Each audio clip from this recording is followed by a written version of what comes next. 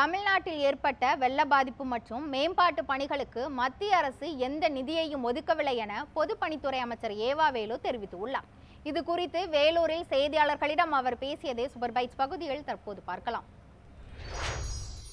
இந்த மருத்துவமனையில் 568 படுக்கைகள் கொண்ட மருத்துவமனை. இதில் பல்வேறு சிறப்புகள் இருக்குது. குறிப்பாக 10 ஓடி தியேட்டர், அதாவது அறுவை சிகிச்சை ஆப்ரேஷன் தியேட்டர் மாத்திரம் 10 இதில் இருக்குது.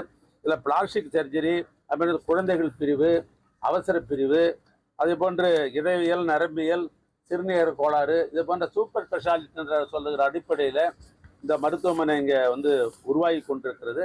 அதனால் இது அடுத்த 25 3வது மாதத்துக்குள் கட்டி முடித்த உடனேயே நம்முடைய தமிழ்நாட்டுடைய முதலமைச்சருடைய திருக்கரத்தால் மக்களுடைய பயன்பாட்டிற்கு இது கொண்டு வருவோம்.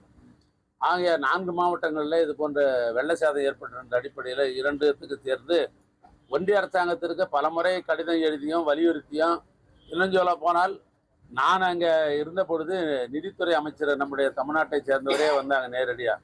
நானும் நம்முடைய நிதித்துறை அமைச்சர் சகோதரர் தங்கம் தென்னரசனும் கூட அழைச்சிட்டு கொண்டு எல்லா சேதத்தையும் காட்டணும். குறிப்பாக இன்னும் சொல்ல போனால் ஏரல்ன்ற ஒரு ஊர், அந்த ஏரல் இருக்கிற ஒரு பாலமே அடிச்சுன்னு போயிடுச்சு. அதுக்கு போய் 2 நாளில் நான் உட்காந்து அந்த காசு எல்லாம் போட்டு உடனே அந்த போக்குவரத்தை நான் ஏற்பாடு பண்ணேன். அந்த இடத்துக்கு அழைச்சிட்டு போனேன். ஆனால் ஒரு பைசா கூட அவங்க கொடுக்கல.